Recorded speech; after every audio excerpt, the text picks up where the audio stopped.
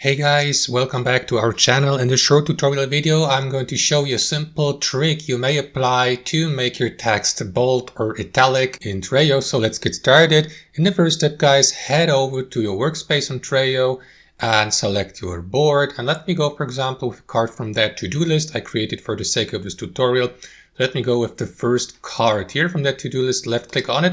And as you can see, the title of the card or the description is in normal letters, neither bold nor italic. So there's actually also no option to edit or to change the font or font style. If I click, for example, edit here, I may be given the opportunity to customize the font of the description text, but not of the title. So to make the text of your card title bold or italic, you will need to apply a simple trick. What you want to do, guys, is head over to Google search and type in the search something like bold text generator or italic text generator, and pick one of the search entries below. Let me go with that one here for the sake of the tutorial, Lingo Jam. So what you want to do is simply copy your card's title here on the left field or the left text box and let the text generator convert it into italic or bold text. So pick the one you would like to use here from the right hand side. So let me go with that version here, italic bold. Copy it, head back to your card, paste it here into your card title, and there you go. As you can see now, your card's title